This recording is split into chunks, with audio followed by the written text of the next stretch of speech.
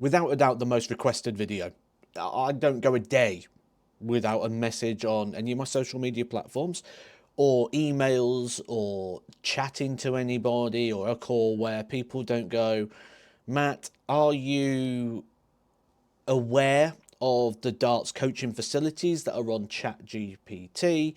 Are you in agreement with them? What do you think? Now, the first thing to remember is when we look at something like AI doesn't create, it doesn't generate these things. What it does is it sort of farms the content that is out there and basically gives you a summary.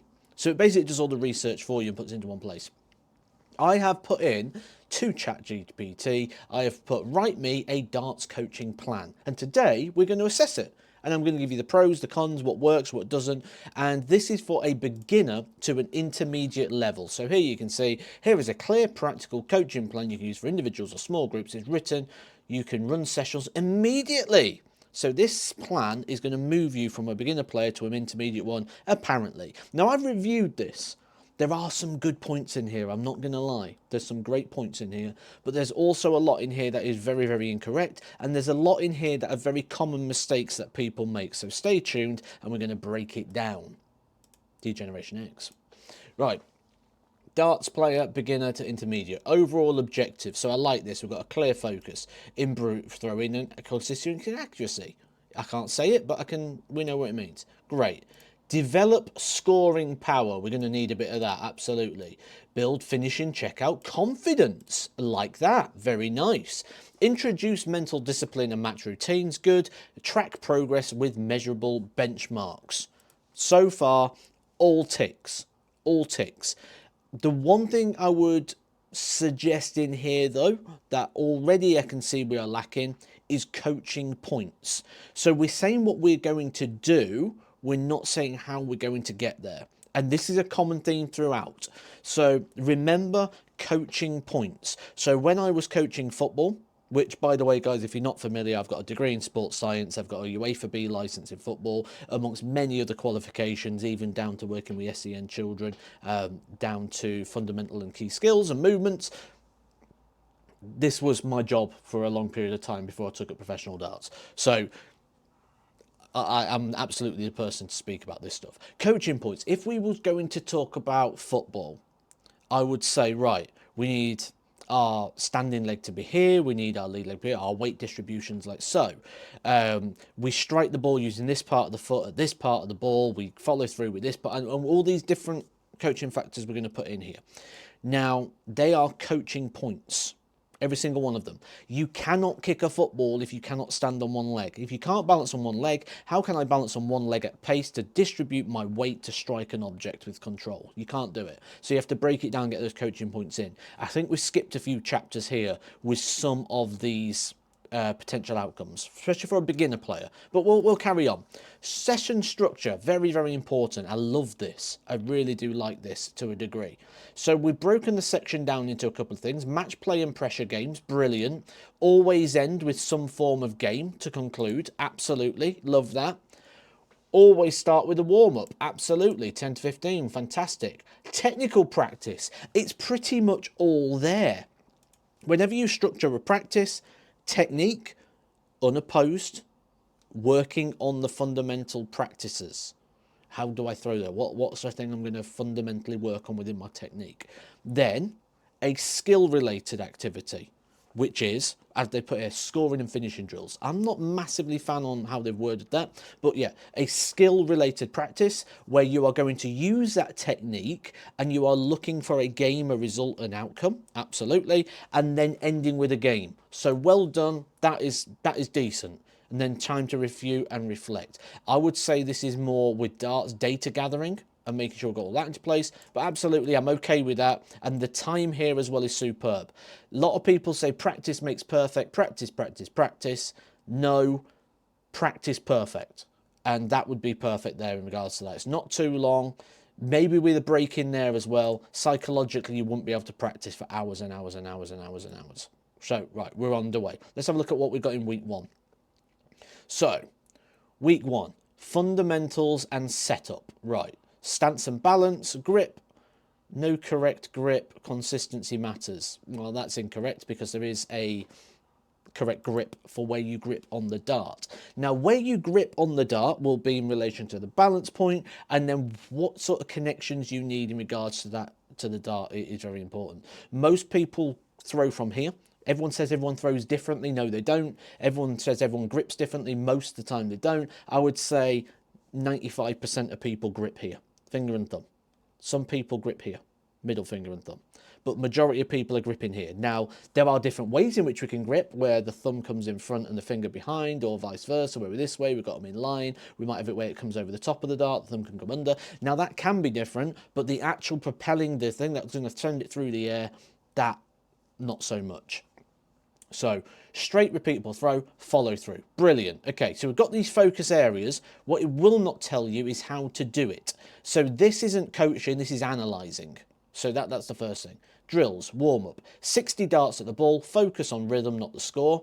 This bit I really like. So sometimes when we are playing, the dartboard is purely there just to catch the darts. The dartboard isn't there to give us... You don't practice technique and worry about what you're scoring. Those two things shouldn't be going in place. When you're practicing technique, you should just be looking at what you want to achieve. If you're trying to get more direction, so we're going to try and get a tighter arc, we're going to try and propel the dart more, we're going to tighten that arc. So ideally what you're looking there is the angle of entry of the dart rather than what you're scoring. Absolutely. So I agree with that bit. This bit I don't like. Okay. We have technical here. One at a time. That's our technical thing. So our technical, one at a time, aim only at the 20, ignore the score. That is not a technical coaching point. This kind of is, but that's not going to help me with my stance on my balance. It's not going to help me with my grip. So that doesn't link there. So very, very poor. Scoring, 100 darts at 20 only. Track number of darts in the 20 segment. This is wrong. This is wrong and this is lazy. I don't like it.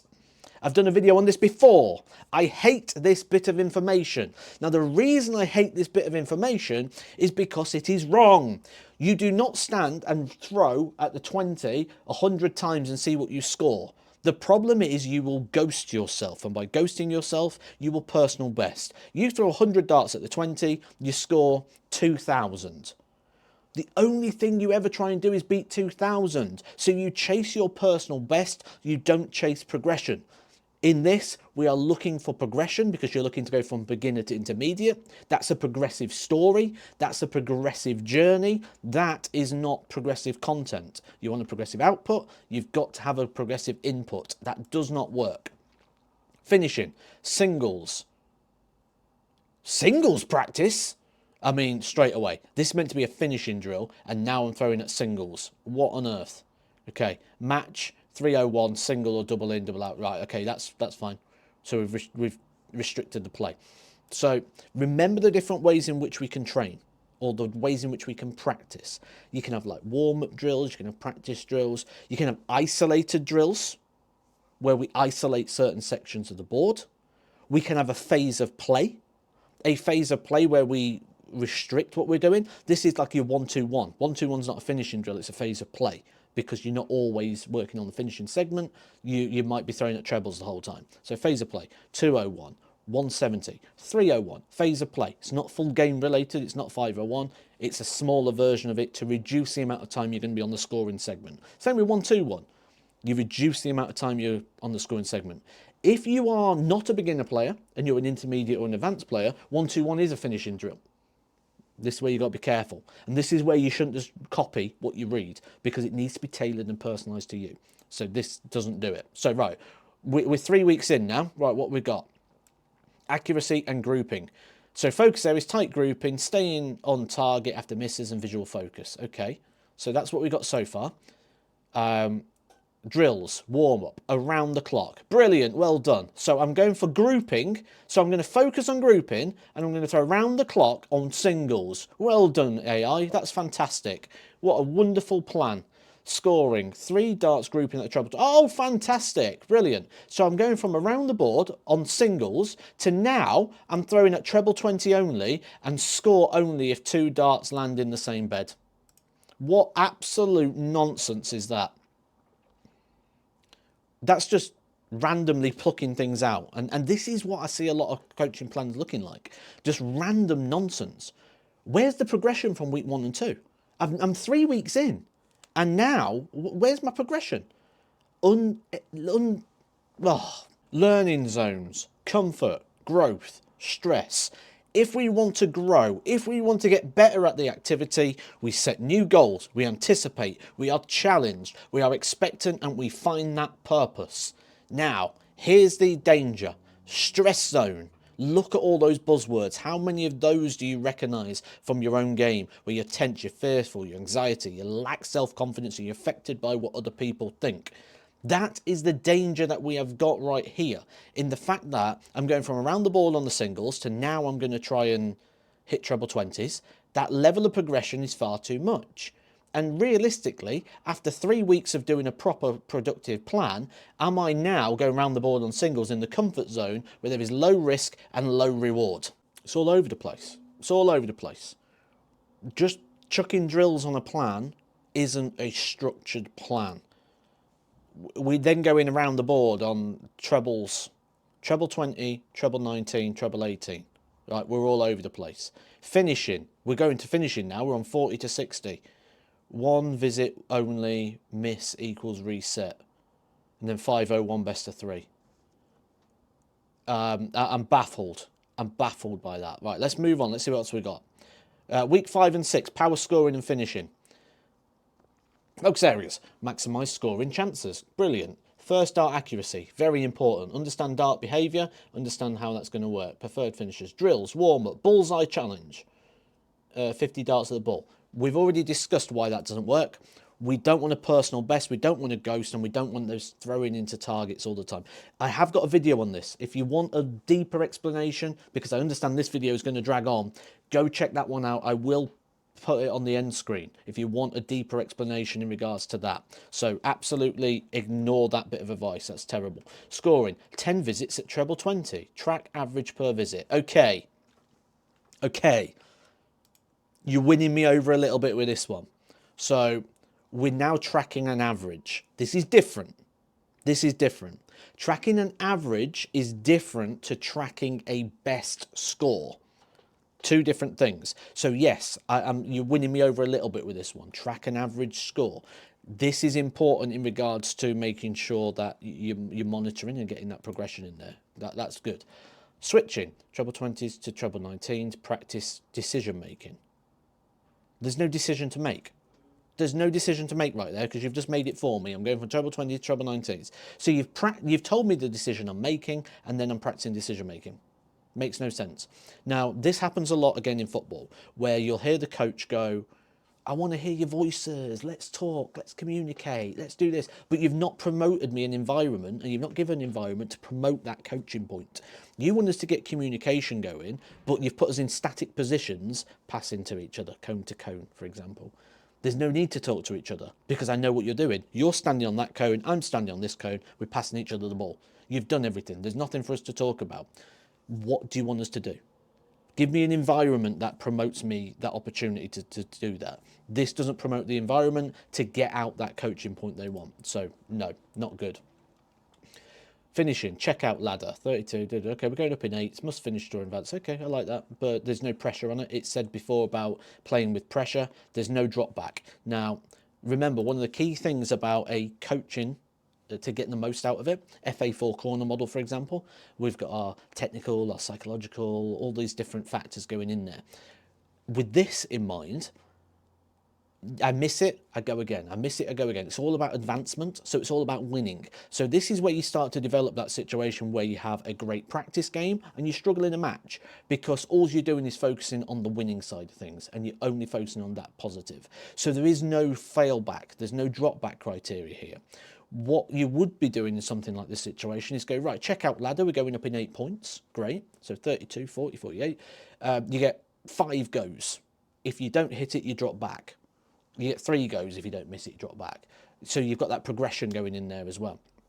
So there needs to be a drop back criteria for missing it. Can't just be, oh, I missed it, I'll have another go. Oh, I've missed it, I'll have another go. Oh, I'll just keep throwing until I hit it. That doesn't work, especially if you remember 6 weeks ago now in this plan, it said that we need to practice with that psychological element to get mental toughness. Where's that gone?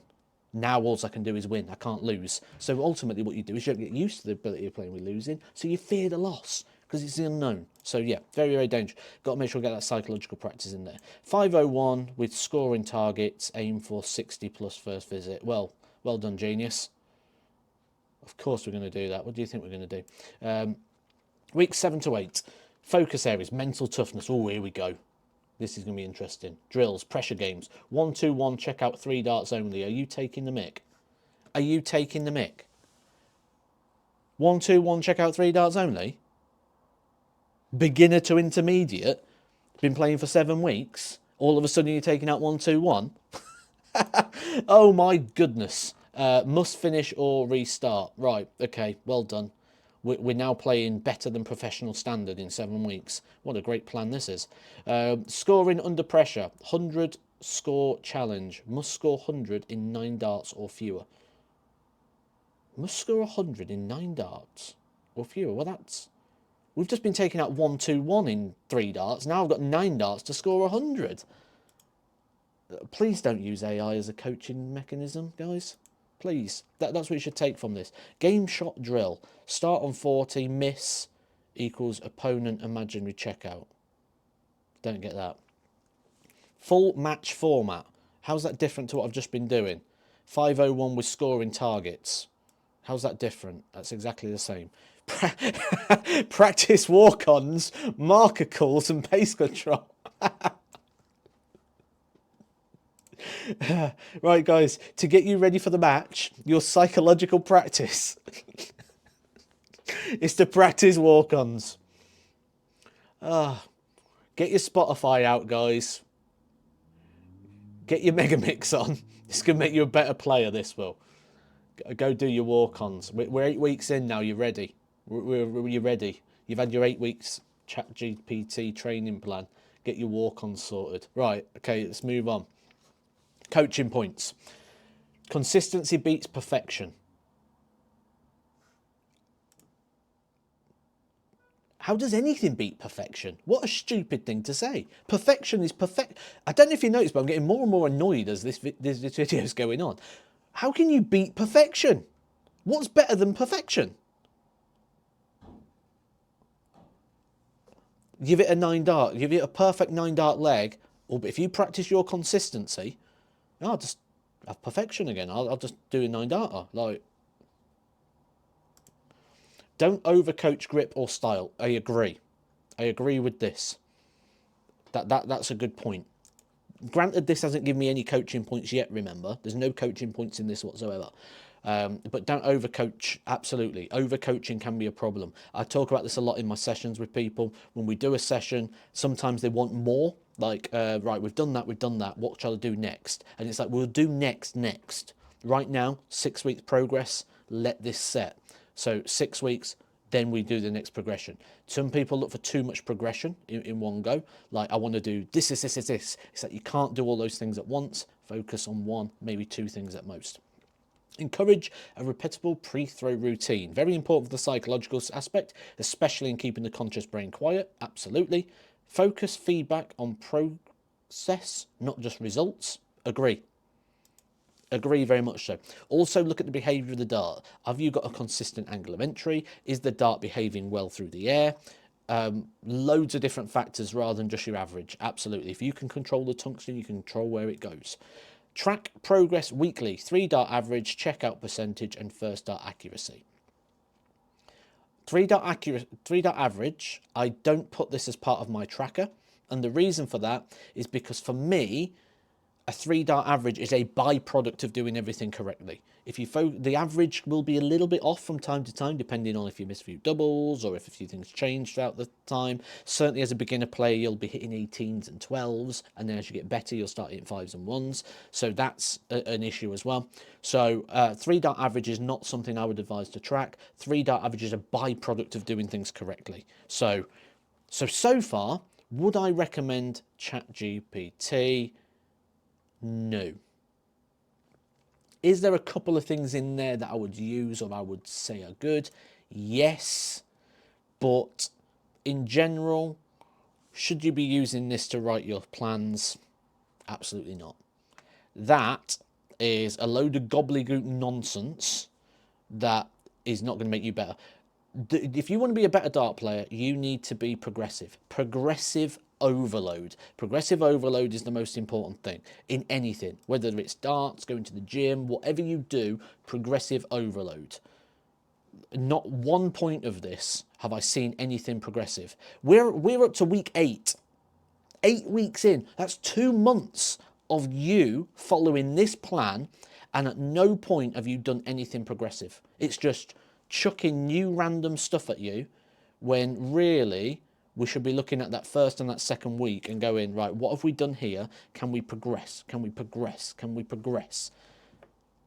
It's literally just evaluating. It's an evaluation plan. It's not a coaching plan, which is kind of the issue with most of the ones out there. So as far as a score for me, ChatGPT's coaching plan, I'm giving it a 2 out of 10. Let me know if you've tried these plans before, and if you're finding out exactly what I'm saying, that actually we've got that little bit of an issue here that